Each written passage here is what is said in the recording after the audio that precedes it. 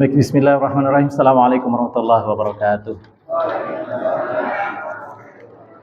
Innalhamdulillah nahmaduhu wa nasta'inu wa nastaghfiruh wa natubu ilaih wa na'udzu billahi min syururi anfusina wa min sayyiati a'malina. May yahdihillahu fala mudhillalah wa may yudhlil fala hadiyalah. Asyhadu an la ilaha illallah wahdahu la syarikalah wa asyhadu anna Muhammadan abduhu wa rasuluh la nabiyya ba'dah. Allah Ta'ala fi kitabil karim. A'udzu billahi minasyaitonir rajim. Bismillahirrahmanirrahim. Wa ta'adzana rabbukum la in syakartum la azidannakum wa la in kafartum inna 'adzabi lasyadid. Shadaqallahul azim.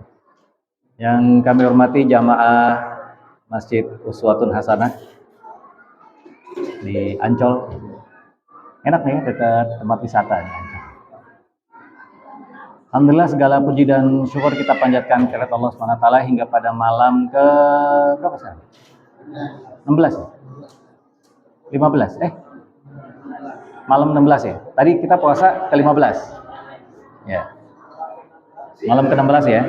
Berarti besok nuzul Quran nih 17 ya? Malam 17, Masya Allah.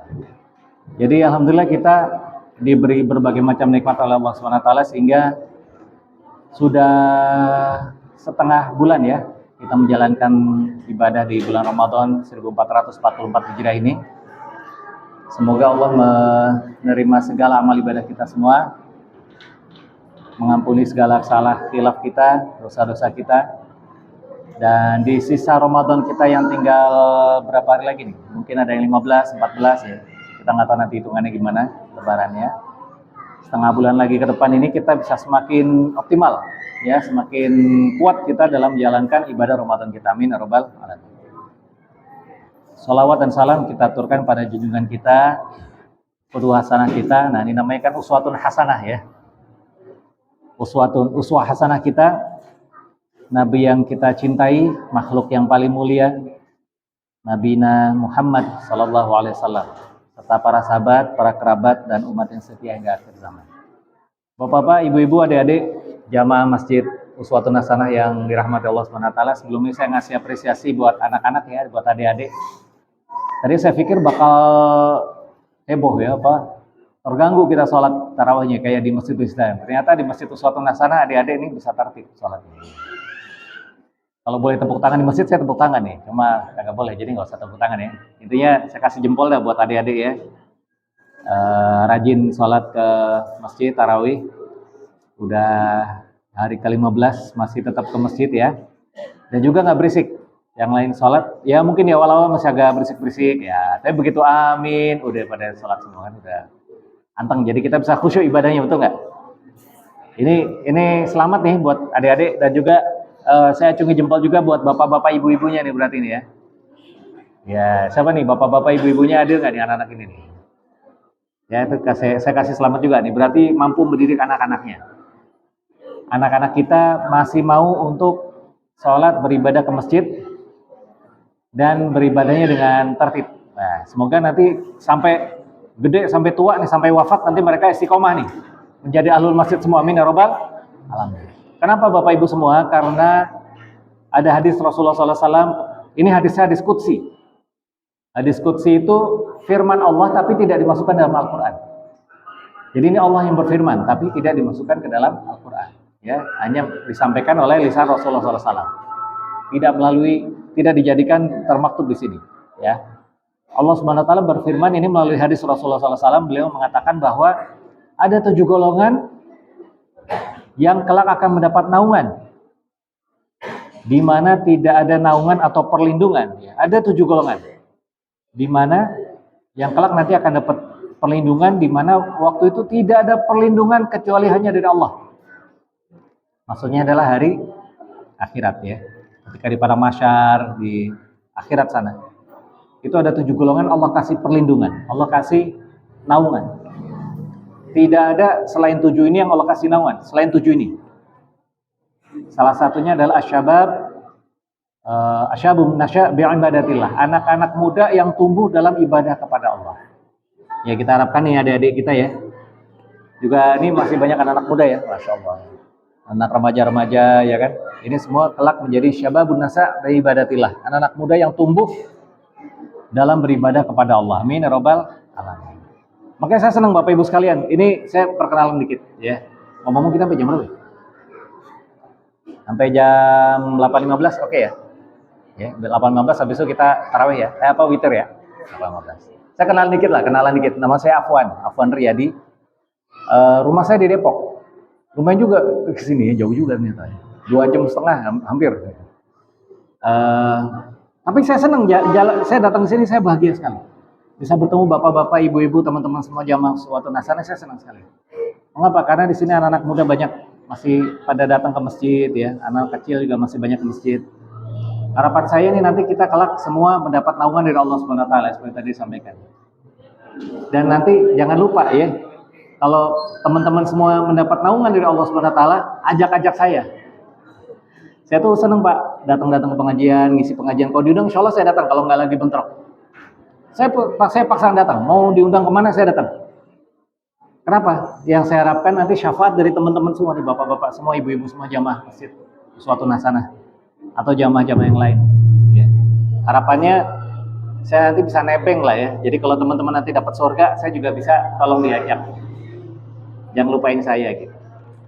Baik, bapak-bapak, ibu-ibu jamaah suatu nasana. Ini mic-nya kurang bagus. Oh, gini. Oh, ibu-ibu nggak dengar tadi ya? Ya Allah ya Rabbi.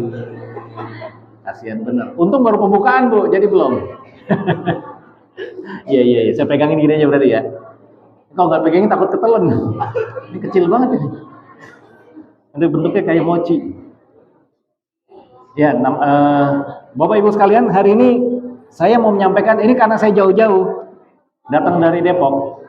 Harapan saya, apa yang saya ucapin ini, apa yang saya sampaikan, Bapak-bapak, ibu-ibu, teman-teman semua, baik yang tua maupun muda, pulang-pulang kagak lupa. Ya, makanya saya bikin simpel aja. Saya mau menyampaikan 2 hal di sini. Saya mau menyampaikan 2 hal. Semoga cuma 2 ini bisa diingat dan kemudian bisa dilaksanakan, ya. Nanti kan kalau bapak-bapak, ibu-ibu, teman-teman melaksanakan, saya dapat pahalanya juga, betul nggak? Dapat royalti ya, tanpa mengurangi pahala bapak-bapak, ibu-ibu semua yang melaksanakan. Bikin kaget aja Bang Jai. Ya. Jadi bapak-bapak, ibu-ibu, nanti dicek di rumah Al-Quran surat Ibrahim. Ibrahim itu surat ke 14 ya? 16, 14. Mata sudah belahur saya ini. Ke-14. Surat Ibrahim ayat ke-7. Allah Subhanahu wa taala berfirman, "Wa ta'adzana rabbukum." Mana sih? Oh, ini dia. "Wa ta'adzana rabbukum la in syakartum la azidannakum wa la in kafartum inna 'adzabi lasyadid." Mungkin pernah dengar ayat ini ya. Allah berfirman, "Wala in wa idza ta'adzana rabbukum." Ketika Allah Subhanahu wa taala, Tuhan kalian, mengumumkan. Apa pengumuman dari Allah Subhanahu wa taala? La in syakartum la azidannakum. Wa la in kafartum inna 'adzabi lasyadid. Kalau kalian bersyukur, maka Allah akan lipat gandakan. Tapi kalau kalian kufur, sesungguhnya azab Allah amat pedih. Ini ayat ini indah banget Pak. Ini saya mau sampaikan di sini sedikit ya. Yang pertama, Allah Subhanahu wa taala sebenarnya nih menurut saya sebagai manusia yang lemah. Kata-kata awalnya itu wa ta'adzana rabbukum itu enggak, kalau itu dihilangkan juga enggak apa-apa sebenarnya. Langsung aja ke badan ayatnya, yaitu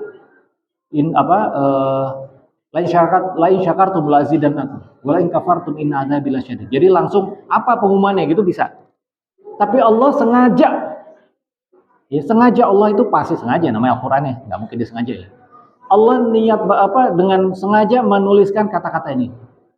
Wa ta'adzana rabbukum. Ketika Allah Tuhan kalian itu mengumumkan kepada kalian sesuatu Pak, kalau sudah diumumin kira-kira penting nggak? Penting nggak? Penting pertama. Yang kedua, kalau sesuatu diumumkan itu gampang nggak ditarik lagi pengumumannya? Gampang nggak misalnya dibatalin gitu? Pengumumannya batal, gampang nggak? Enggak kan? Pasti berat ya. Namanya pengumuman itu penting banget. Sesuatu yang diumumin di masjid sama disebar lewat WhatsApp. Kira-kira pentingan mana? Diumumin kan? Ada surat pengumumannya gitu. Sama kita ngasih tahu satu persatu. Besok datang ya, besok datang ya. Gitu. Sama kalau misalnya di masjid. Jangan lupa besok pada datang Bapak Ibu. Kira-kira yang lebih gampang dibatalin yang mana? Yang pribadi-pribadi satu-satu ya. Jadi ini penting banget ini. Allah menjelaskan bahwa ini betapa pentingnya sesuatu yang akan diumumkan oleh Allah Subhanahu wa taala. Dan Allah itu tidak pernah melanggar janji, tapi dalam ayat ini Allah menegaskan bahwa janji Allah tidak mungkin akan dicabut. Janji Allah tidak mungkin akan dicabut. Kenapa? Karena udah kadung diumumin. Ya enggak? Wa ta'azzana, Allah mengazankan, mengumumkan. Udah diazanin nih. Udah sampaikan ke semuanya. Kasih tahu semua orang. Jadi semua orang harus tahu. Kalau semua orang udah tahu, nggak mungkin bisa dicabut. Sampai sini paham ya? Apa pengumumannya? Pengumumannya begini. La in syakartum la azidannakum. Kalau kita semua bersyukur, Allah akan lipat gandakan. Kalau kita bersyukur, Allah akan lipat gandakan. Yang kita syukuri apa? Nikmat, betul nggak? Kita tadi ya buka puasa, alhamdulillah ada kolak, ya kan? Ada ya teh manis lumayan ya kan? Ada gorengan. Katanya kan sunnahnya kalau buka puasa pakai kurma ya, wajibnya gorengan. Kalau orang Indonesia kalau belum makan gorengan ya, buka puasa belum afdol. Enggak, saya doang kali kalau orang Ancol sini enggak kali. Saya doang. Jadi kalau kita bersyukur Bapak Ibu sekalian, la azidanakum, maka niscaya langsung pada saat itu juga Allah akan lipat gandakan kenikmatannya Allah Subhanahu wa taala. Pertanyaannya, bersyukurnya kepada siapa? Bersyukurnya kepada siapa? Allah tidak menyebutkan siapa yang harus kita syukuri dalam ayat ini. Allah hanya menyebutkan la in syakartum. Allah nggak menyebut la in syakartum lillah, enggak. Allah tidak menyebutkan la in syakartum lillah. Kalau kalian bersyukur kepada Allah, enggak. Allah hanya mengatakan la in syakartum, udah. La zidanakum, Allah akan lipat gandakan. Berlipat-lipat. Hanya Allah yang tahu berapa kelipatannya. Pertanyaannya, siapa yang harus kita syukuri? Ternyata di sini objek rasa syukurnya Allah tidak sebutkan. Artinya apa Bapak Ibu teman-teman sekalian? Kita harus bersyukur kepada siapapun yang membuat kita merasakan nikmat. Sekali lagi, kita harus bersyukur kepada siapapun, berterima kasih kepada siapapun yang telah memberikan kita nikmat, apapun nikmat yang sudah Allah titipkan kepada orang itu, kepada kita. Ambil contoh, ya, contoh. Seorang suami punya istri, bersyukur. Ini kan ada dagelan ya. Kalau Bapak bersyukur nggak punya istri? Bersyukur. Wah, kalau syukur nanti nambah lagi. Nambah janji dilipat gandakan. Bukan begitu maksudnya. Yang dilipat gandakan kenikmatannya, bukan istrinya dilipat gandakan jadi banyak. Kenikmatan punya istrinya itu yang dilipat gandakan, ya kan? Nih sekarang nih ya, kita punya istri, alhamdulillah ya, yang udah bawa bapak nih yang udah punya istri. Kalau sahur dimasakin, betul nggak Pak? Kita bangun, udah tinggal ngopi ya nggak? Tinggal minum air anget gitu ya. Makan tinggal makan, betul nggak? Bersyukur Pak. Walaupun mungkin, ini apa nih, tempel lagi. Loh, yang penting Allah udah, istri kita sudah memasakkan kita makanan. Nasinya anget, ya kan? Sayurnya anget, makanannya enak. Ya enak-enak, selera ya. Tapi yang penting masuk perut lah. Kita bisa sahur, alhamdulillah Pak. Itu harus disyukuri. Ibu-ibu punya suami, walaupun gajinya kecil Bu, disyukuri. Alhamdulillah ada yang ngasih bulanan gaji, ya kan? Mungkin bukan gajian, mungkin suaminya usaha dagang misalnya, atau ojek online. Alhamdulillah suami saya berangkat pagi-pagi sehat badannya, pulang-pulang bawa rezeki, ya kan, bawa uang buat buka puasa ada, disyukuri Bu. Kok dikit Bang? Ya udah syukurin aja apa yang ada. Ketimbang kagak ada Bu, betul nggak? Ketimbang suaminya nggak ada, ya bapak-bapak ketimbang istrinya nggak ada. Pagi-pagi buta kita kudu masak sendiri, masak sendiri, ngopi sendiri, sedih Pak. Artinya Pak, Bapak Ibu kita sekalian, saya ingin mengajak kita semua bersyukur. Apapun kondisinya, syukuri. Kita sampai ke masjid ini nih, bersyukur Pak. Alhamdulillah. Allah masih kita berikan kesempatan, Allah gerakan hati kita, melangkahkan kaki kita bisa ke masjid. Ini Pak, langkah kita dari rumah sampai sini ada hitungan pahalanya dari Allah SWT. Selain ada pahalanya, juga menghapus dosa-dosa kita. Kita ke sini, sholat di sini sabar, kita sholat, imamnya panjang lama misalnya. Oh tadi saya cepetin aja. Saya dari Depok soalnya capek juga. Saya nggak tahu ya, besok-besok apa yang kemarin kan mungkin lama, nggak tahu. Udah syukurin aja. Alhamdulillah, semakin panjang sholatnya, semakin banyak pahalanya, betul nggak? Kayak gitu. Jadi sehingga membuat kita, wah nambah dikit nggak apa-apa ya, nambah dikit nggak apa-apa ya. Sehingga kalau saya kemarin nanya, tadi apa kemarin ya, saya nanya ke Ustaz Salim berapa lama saya ngomong? Yang penting jangan sampai 1 jam deh. Oh, masih masuk lah ini, masih masuk ke range-nya. Nggak apa-apa ya. Kan tadi sholatnya cepat, jadi ngomongnya nggak panjang. Udah jauh nih soalnya. Apa tadi?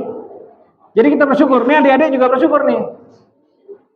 Ustaz, ibu saya cerewet banget. Alhamdulillah masih punya ibu. Bapak saya galak. Alhamdulillah masih punya bapak. Kan kasihan anak yatim, betul? Ya kan? Saya sekolahnya jelek. Alhamdulillah masih bisa sekolah. Berapa banyak anak kita nggak bisa sekolah? Ya kan? Artinya apapun kita syukuri. Dengan rasa syukur ini, akhirnya memudahkan kita untuk bersabar kalau ada musibah. Ya, kalau ada hal-hal yang kita nggak terlalu suka, kita coba lihat sisi baiknya. Ya, kalau ada sesuatu yang nggak kita suka atau harapan kita begini, ya mungkin yang gadis-gadis nih, mbak-mbak nih, pengen punya suami tampangnya kayak Lee Min Ho. Yang datang kayak Mandra.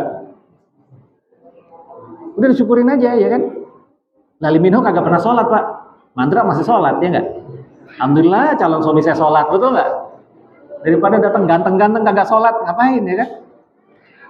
Ngebawa kita kemana ntar gitu. Jadi sesuatu apapun, coba kita lihat dari sisi baiknya. Coba lihat dari sisi baiknya. Lalu kita syukur ya, alhamdulillah, alhamdulillah, alhamdulillah. Ini amalan hati Bapak Ibu sekalian. Ini amalan hati. Amalan hati ini penting. Ya. Amalan hati ini penting. Mengapa? Karena Allah kemudian melanjutkan ayatnya tadi. Wala in kafartum, kalau kamu nggak bersyukur. Nah ini saya bersyukur sekali. Allah tidak menyebutkan fa di sini. Allah hanya mengatakan la in syakartum inna adzabil syadid. Allah nggak mengatakan wala in kafartum fa inna adzabil syadid, enggak. Maka sesungguhnya azab usaha pedih. Allah nggak mengatakan demikian. Allah hanya mengatakan wala in kafartum, kalau kamu kafir terhadap nikmat-nikmatku tadi, kufur terhadap nikmat Allah, titik. Ditunggu dulu nih, tunggu. Kalau kalian masih kufur, kata Allah, sesungguhnya azabku pedih. Inna adzabi lasyadid. Sesungguhnya azabku sangat pedih. Tapi Allah tidak mengatakan fa inna. Jadi tidak semata-mata kalau kita bersyukur langsung Pak. Langsung itu datang kenikmatannya Allah lipat gandakan. La in syakartum la azidannakum.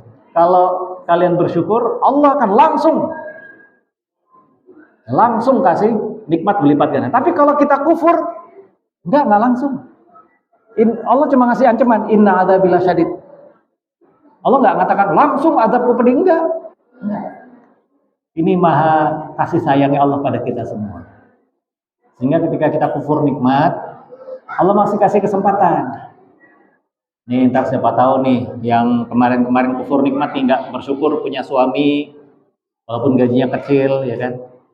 Nggak bersyukur punya istri, walaupun istrinya cerewet. Nggak bersyukur punya bapak ibu, gitu kan?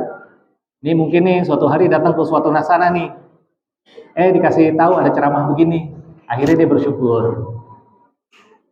Orang kalau udah bersyukur kan dia kemudian jadi memperbaiki hubungan. Tadinya mungkin ribut mulu sama suami istri, ya kan? Suaminya pengennya begitu, istrinya pengennya begitu, kagak ketemu. Tapi karena habis dengar ceramah di sini, udah syukuri aja Pak, syukuri apa yang ada, hidup adalah. Jadi lagunya udah masif. Jangan menyerah, ulahnya lanjut. Terus kita bersyukur aja. Dengan bersyukur itu,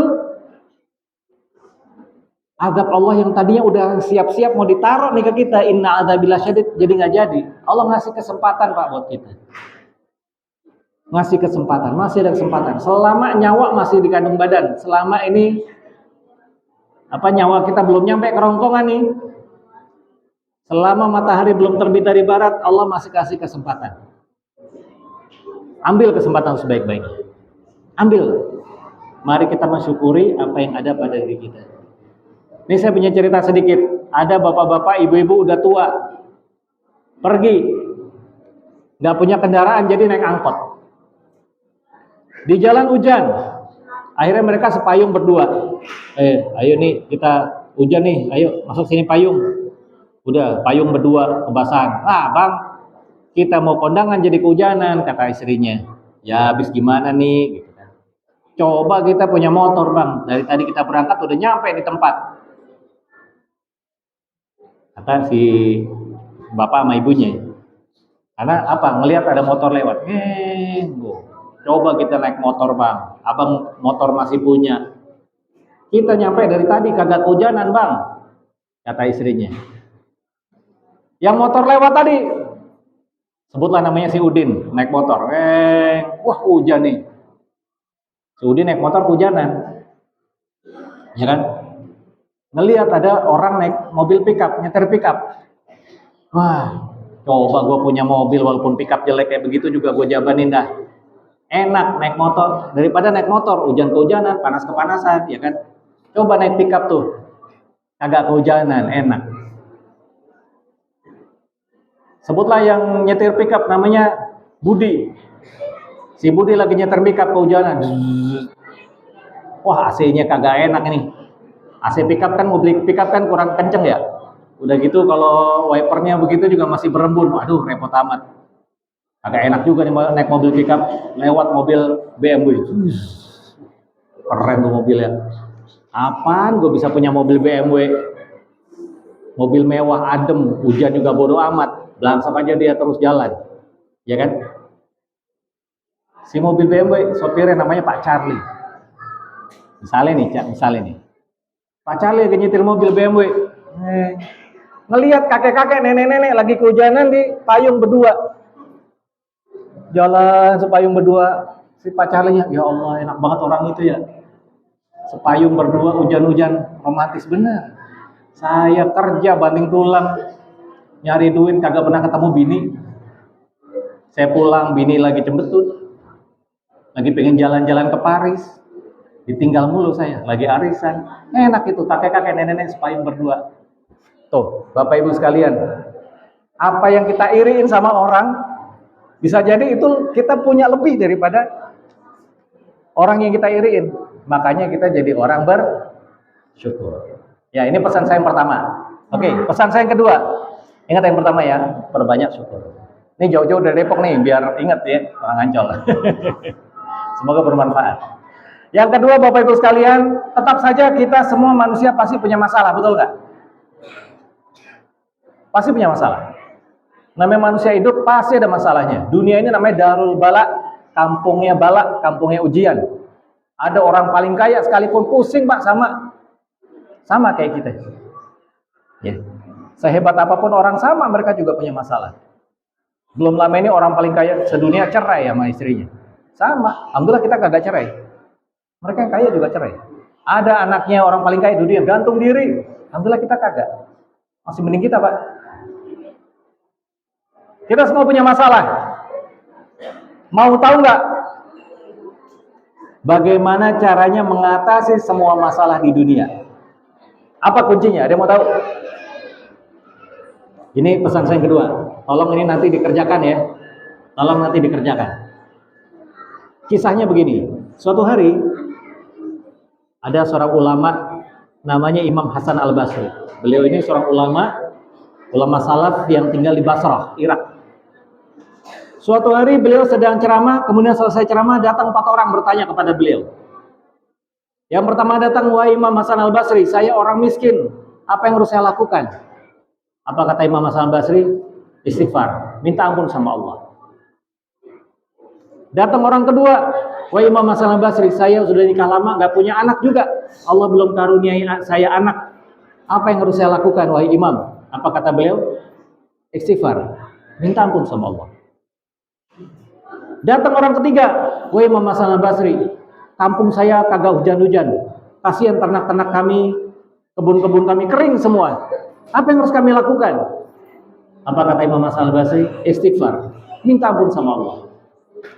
Datang orang keempat, wahai Imam Hasan Al-Basri, saya punya kebun-kebunnya rusak karena pengairannya jelek. Apa yang harus saya lakukan? Apa kata Imam Hasan Al-Basri? Istighfar, minta ampun sama Allah. Sahabat beliau dengar ini. Ada seorang ulama sahabatnya beliau, ada di samping beliau nih ketika Imam Hasan Al-Basri jawab pertanyaan-pertanyaan orang. Dia heran, baik Imam Hasan Al-Basri, ada 4 orang bertanya kepada kamu tentang masalah mereka masing-masing, tapi kenapa kamu jawabannya sama? Persoalannya kan beda-beda, kenapa jawabannya sama? Apa kata Imam Hasan Al-Basri? Karena jawaban itu bukan jawaban saya, itu jawaban dari Allah. Cek surat Nuh ayat ke-10 sampai 12. Surat Nuh itu surat berapa ya? Bentar, saya kebet dulu nih. Surat Nuh itu surat ke-90 kalau saya nggak salah ya. Surat ke-90 ya? Surat Nuh. Surat Nuh ayat ke-10 sampai 12. Wa qul istaghfiru rabbakum innahu kana ghafara. Maka katakanlah istighfar kamu kepada Tuhan kamu. Innahu kana ghafara, karena sesungguhnya Allah itu Maha Pengampun. Yursilis sama alaikum midrara. Niscaya Allah akan turunkan hujan yang lebat kepada kalian. Solusi orang pertama, kampungnya kagak hujan-hujan. Ya. Solusi orang pertama yang tadi kampungnya enggak hujan-hujan. Ternyata ada janji Allah dalam surat Nuh ayat ke-10 sampai 12. Yursilis sama alaikum midrara. Maka niscaya Allah akan turunkan hujan yang lebat kepada kalian. Lanjutannya wa yumditkum biamwal, Allah akan melipat gandakan harta kamu. Solusi buat orang kedua yang kagak punya, dia orang miskin, nggak punya duit. Janji Allah itu, janji Allah surat Nuh. Cek aja nanti. Surat Nuh ayat 10 sampai 12. Wa yumditkum biamwal, Allah akan lipat gandakan harta kalian. Wa banin, Allah akan lipat gandakan anak-anak kalian. Tuh, dikasih anak. Jadi Bapak Ibu sini yang belum punya anak banyak istighfar. Ya, banyak istighfar. Insyaallah nanti ada anaknya. Wa yaj'alakum jannati wa yaj'alakum anhar. Dan Allah akan berikan kalian kebun-kebun dan Allah akan berikan kalian sungai-sungai. Tuh. Solusi buat orang yang keempat. Orang pertama 2, 3, 4, solusinya 1 yaitu istighfar kepada Tuhan.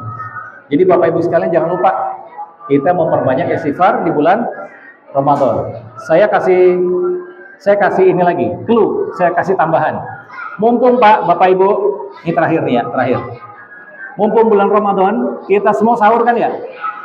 Ya kan, bangun sahur ya, insyaallah ya. Lebih gampang lah bangun sahur ketimbang sebelum Ramadan, betul nggak? Insyaallah sebulan penuh kita sahur nih. Jangan lupa Bapak Ibu semua, adik-adik juga, pas lagi sahur kita istighfar. Jadi istighfarnya di waktu sahur. Ini ada dalam 2 ayat dalam Al-Quran. Cek surat Ad-Dariyat. Wabil asharihum yastaghfirun. Dan di waktu sahur mereka itu beristighfar. Ada surat Ali-Imran. Wal mustaghfirina bil ashar. Dan orang-orang yang beristighfar di waktu sahur. Tuh, Al-Quran udah jelasin, ngasih tahu nih. Ngasih petunjuk. Kalau mau istighfar kapan? Istighfar paling afdal waktu sahur. Jadi Bapak Ibu, ibu-ibu nih sambil masak Bu. Sambil masak Bu, jangan lupa lisannya beristighfar Bu. Astagfirullah, astagfirullah, astagfirullah, astagfirullah, astagfirullah. Lagi motong bawang, astagfirullah, astagfirullah, astagfirullah. Ngangetin nasi, astagfirullah, astagfirullah. Jangan lupa. Minimal kita targetkan satu hari nih waktu sahur 100 kali istighfar. Kita coba ya. Mulai ntar malam nih, mulai ntar sahur nih ya. 100 kali. Cepet Bu, saya pernah nyoba waktu zamannya si Cesar, joget Cesar. Ya kan? Ingat gak dulu joget Cesar? Ada ya? Kan sahur tuh. Begitu dia joget, keep smile, kan dia joget tuh. Saya coba istighfar 100 kali. Astagfirullah, astagfirullah, astagfirullah, astagfirullah, astagfirullah, astagfirullah, astagfirullah, astagfirullah, astagfirullah, astagfirullah, astagfirullah, astagfirullah. Saya kelar Pak 100 kan ini 3 kali ya. Tambahin sekali lagi gitu kan. Saya kelar, dia belum kelar. 1 menit. Cukup waktu, luangkan waktu 1 menit, kita istighfar 100 kali. Kita coba ya, mulai ntar malam. Atau kalau mau, boleh lebih bagus lagi nih, ini lebih bagus. Baca Sayyidul Istighfar. Sayyidul Istighfar. Udah tahu belum Sayyidul Istighfar?